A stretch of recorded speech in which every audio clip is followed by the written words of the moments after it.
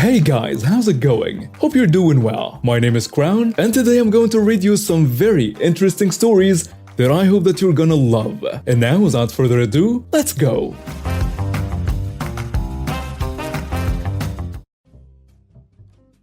Alright, this is a story from when I worked at a fair in my freshman year of college. A backstory doesn't matter, but I think someone will ask anyway, so I had to work here to get money for food and start getting money for my student loans. Now to start the story. It was a pretty hot day at the fair and I was working under a tent at the bumper cars.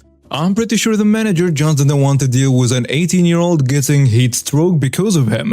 Anyways, I see the entitled mother and a poor kid approach the rides. The poor kid's face is as red as Rudolph's nose. All he had in his hand was a lollipop and the entitled mother was chugging a bottle of water. I also noticed that the poor kid looks too light to go on a ride.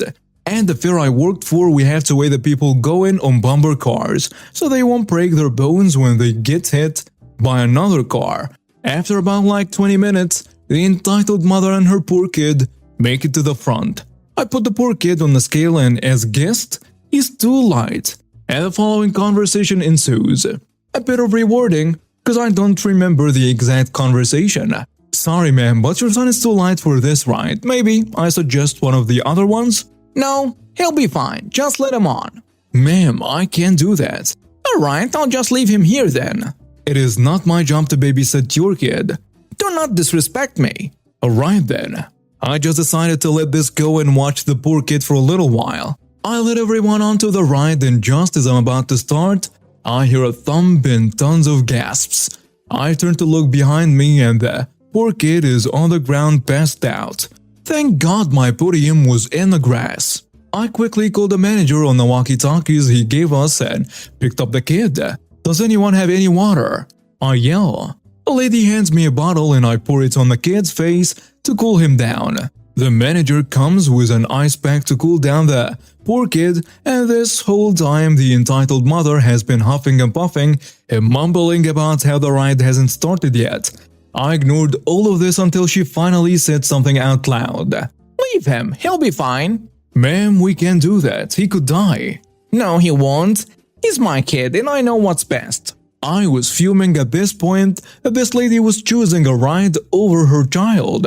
I took out my phone and called the police to arrest this lady and get an ambulance for this kid, who seemed to be waking up now. The entitled mother tried to run when she saw what I was doing, but some random stranger held her down so she couldn't go anywhere. The entitled mother even tried to press charges against the guy who held her down.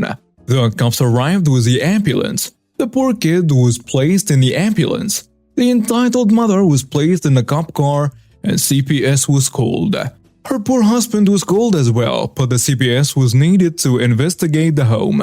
The entitled mother ended up getting charged for numerous things, but the only one that I vividly remember was child endangerment. She got what she deserved. A few months later, I saw the poor kid and his dad in a store, and I walked up to them. Turns out the poor dad was in the process of divorcing the entitled mother and currently had full custody of the kid. Sweet, sweet justice. It was a typical Wednesday evening and I had just finished my last appointment of the day at my dental office. As I closed up my clinic, I couldn't help but feel a sense of satisfaction and accomplishment knowing that I had helped my patients. My wife and I had made plans to have a quiet dinner at home and we were looking forward to relaxing after a long day. As we were discussing our plans for the rest of the week, suddenly we heard a loud commotion coming from the front of the house. At first, we thought it was just kids playing outside, but as the noise grew louder, we quickly realized that it was someone trying to break down our front door. My wife and I rushed to investigate and were shocked to find Karen, one of my patients, standing on our porch, screaming and demanding to be let in. She was shouting things like, "You need to treat me now. I can't wait any longer." And even, "I'm entitled to your service anytime I want." We were both in shock. We never expected anything like this to happen. I mean, I always thought she had a screw loose, but damn it, not like that. What are you doing here, Karen? How did you get my home address? My office is closed and you missed your appointment today. I exclaimed, trying to remain calm, but my heart was racing. I couldn't believe that one of my patients would come to my house uninvited, breaking in and demanding treatment. I know, but I couldn't wait any longer. I need to see you now. She shouted, completely disregarding the fact that she was trespassing in my private residence and putting my safety and my wife's safety at risk. She was not listening to any reasoning or explanation. Karen, this is my house, not my office. You can't just break in here. You missed your appointment and I can't see you now. I explained, trying to make her understand that this is not an appropriate way to act. But Karen was beyond listening.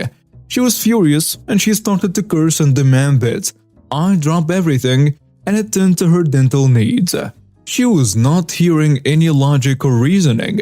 My wife tried to intervene and explain to her that it's not appropriate to come to someone's house uninvited and make such demands. But Karen lunged at her, trying to attack her. And that's when my wife pulled out her taser that she clearly brought with her when we first heard the commotion and tasered her. It was a shock for all of us, but we were both terrified and had no other option. You are not welcome here, Karen. I suggest you leave before I call the police.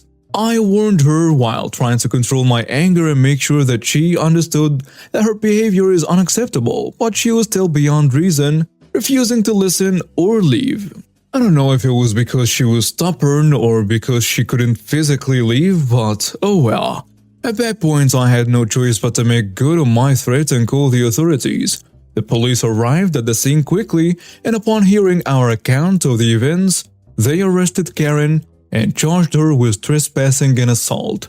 As they led her away in handcuffs, I couldn't help but feel a sense of relief that this nightmare was finally over. The next day, my wife and I discussed the incident, and we were both in shock of what had happened. We couldn't believe that a patient would go to such lengths to get dental treatment, breaking into our private home and putting our safety at risk. We also realized that we had to put more security measures in place to protect ourselves. I couldn't help but think that this experience had taught us the importance of setting boundaries and standing up for ourselves, even against entitled and difficult patients like Karen. It was a valuable lesson, but it came at a cost. We both decided to take some time off to process the events. In about the middle of January 2019, I fell due to an illness caused by having been changed from one statin drug which was working fine to one that was less compatible with my body. As a result, muscles have been slowly dying of dehydration in my still living body. I may have gone into a bit too much detail, but I think that information is needed for the next story. I don't know about other states, but here in Florida, rehab for people who need it to recover from various illness, at least for seniors, is often handled in nursing homes. Another thing that's common in nursing homes is that the staff having some idea that all the residents are just being warehoused while they wait to die. Now, while being a senior, I was only 63 at the time and far from ready to wait for death to visit me. Now for the meat of the story. I have been in rehab for a couple of months and had recovered much of my strengths. Time for me to list the cast, I suppose. So there is me, Don, the director of nursing, the lazy certified nursing assistant, and the doctor receptionist. There will be little dialogue, but I still feel the need to make that cast list.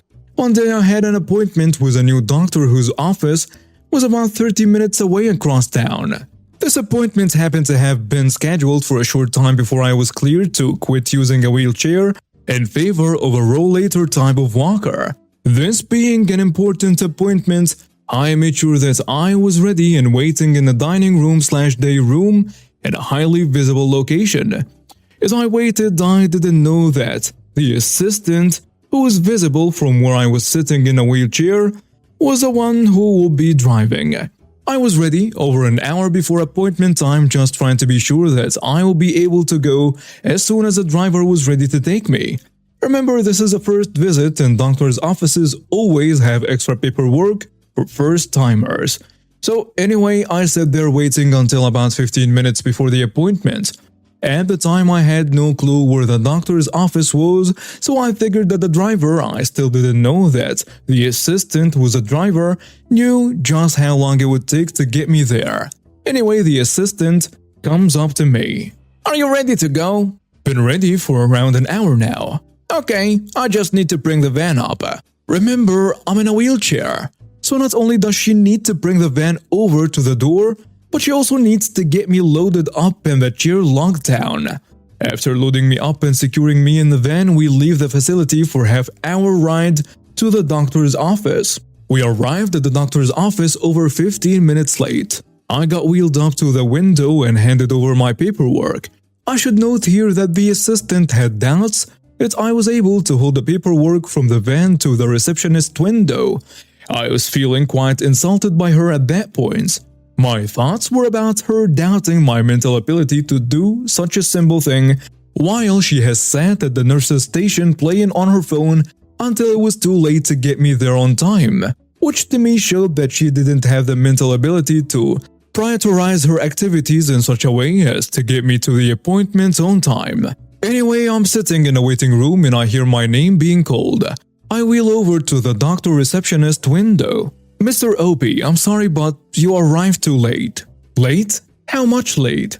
I asked, knowing that I was late by at least 15 minutes. Well, you were more than 15 minutes late and that's too late. It is our policy. So I will not be seen today then? Sorry. Would you like to schedule a new appointment? The nursing home wants to do that sort of thing.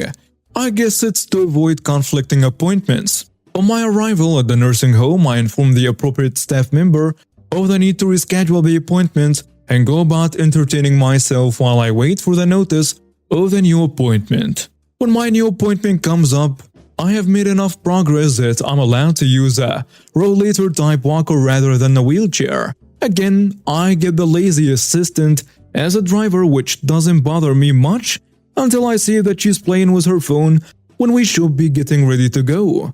This time I know how much time it will take, and rather than passively waiting, I go up to the nurse's station and make sure that she gets it in gear. During the time between the appointments, I learned that the lazy assistant, aside from being one of two staff members who drive residents to places, only schedules the hours of the other CNAs. I mean, aside from playing on her phone, those two things are all she does. Anyway, even though it's quicker getting me in a van and the fact that I got her going when I did, she managed to almost make me too late again by making a personal stop on the way. We arrive and again she insults me by trying to keep control of my paperwork as we are going in. At least this time we weren't too late for me to be seen, but I didn't wait very long for the appointment. After being seen by the doctor, I got the paperwork that I needed to take to my PCP. Actually, I turned that paperwork over to the nurse working my wing at the time. However, after I received the paperwork, I stepped out into the waiting room, and because I expected to leave right away, I stood there waiting for the lazy assistant to get done conversing with the receptionist. While I waited, I heard them talking about job openings at the doctor's office and watched the lazy assistant accept a business/appointment card for the doctor's office. No, it was not a new appointment for me. I actually didn't need to see that doctor again. So I stood there much longer than I should have had to. And as far as I could see, the lazy assistant would have been just fine grabbing for quite a while longer. But the receptionist spoke to me and that reminded the assistant that she had a job to do. On the way to the nursing home, the lazy assistant felt the need to make another personal stop, and this one took enough time that I got stuck eating at PB&J because I was too late for lunch. That was the last straw. I was not going to deal with her again. While it was pretty much accidental, here comes a revenge, and I think it qualifies as pro-revenge as well, but I'm told posting it here would be better. I had developed a pretty good rapport with Dawn, the director of the nursing home, and I went to see her. I was sitting and that conversation follows. She says, "Hello, Mr. OP, what can I do for you today?" It's about the lazy assistant." "What about her?" "I want it on record. If I'm lying with blood gushing out of a major arterial wound, I don't want her to even give me first aid. I want her to just let me bleed out. Also, I don't want her involved in any part of my medical needs. Please tell me what brought this on." I told her what happened over those 2 appointments and that I was not going to have someone delaying my progress, recovering my health, just so she could advance another level in some silly game on her phone. I also told her of the part of the conversation the lazy assistant had with the doctor's receptionist that I was present for. The next day, someone who was more together than the usual resident there heard about my conversation and advised me that if the lazy assistant gets demoted to a regular CNA, I was at risk of having to deal with her. I said I wasn't worried because not being signed in by family or the state, I had some control over my medical care, and I had said I would refuse any care from her and will be able to make it stick. Within a week, the lazy CNA was no longer spending her days sitting in a nursing station, playing on her phone. And by the time I was discharged from there, I had noticed that the lazy CNA had not been around for a while. Aside from her losing the cushy job status, she may have also lost her job entirely. Staying vague cause of reasons. I used to work in manufacturing and was part of a process engineering team. The team would create areas for members to work in with specific equipment for the job. My job was to price up and order and install the equipment. The equipment was in kit form and every area needed a version of the kit. Like a jigsaw, some needed a 200-piece, some needed a 1000, but it was all the same bits. We were tasked with a new process. The PEs figured out what they wanted, and I set about pricing it all up, using what I already had, and created an order, receipt, and install plan. New process was 12 weeks away, and the stuff I needed had a 6-week lead time. No problem. That was until the money men pulled all the funding. The new directive was to install a new process with 0 cost.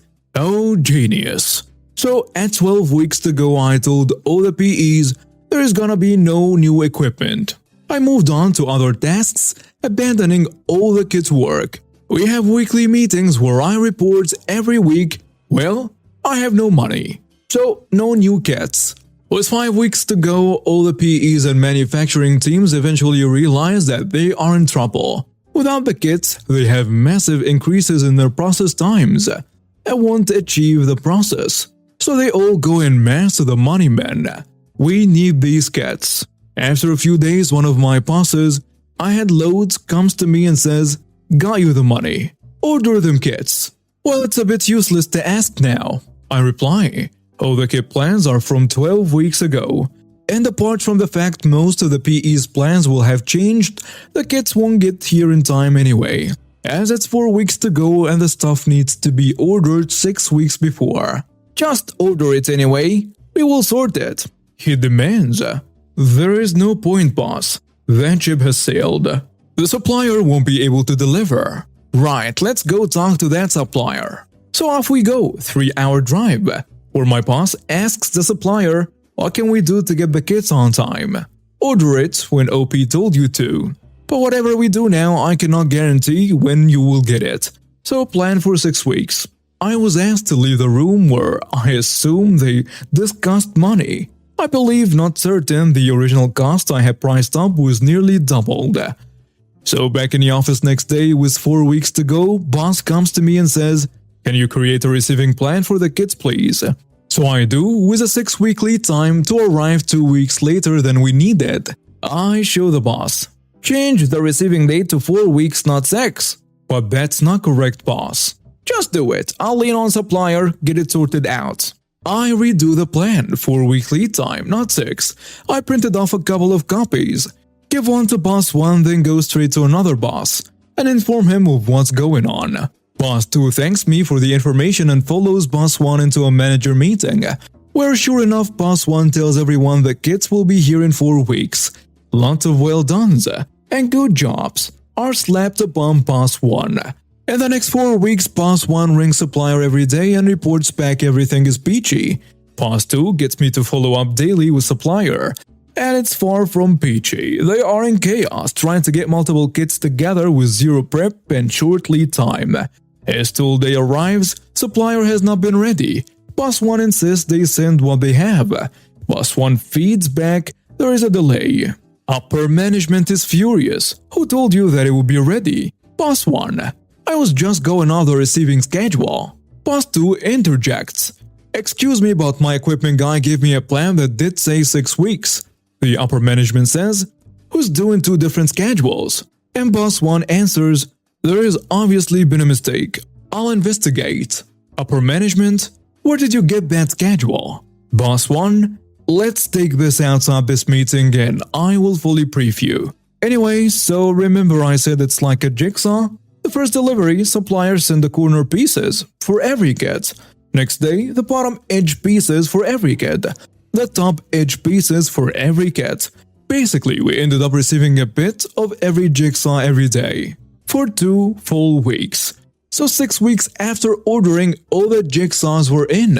Exactly like I told them they would be. Thanks to a bit of a jiggery-pokery on my part, we managed with my excellent team to install kits daily by using the new stuff and bastardizing old stuff. I was kinda the face of the kits, so I wanted it in to save face really. No one ever asked me about the schedules, and Boss 2 tells me that the right people found out what happened. Boss 1 was told that he needed to relocate to another country, or there wasn't a position for him anymore. So he basically was forced to leave our site. I eventually had my fill too. I left soon after. Who wants to be in a job where the very thing they employ you to do, they tell you you are wrong and ignore you, then ask you to pick up the pieces of the wreckage afterwards? And now we have reached the end of today's stories. Thank you for watching and see you next time.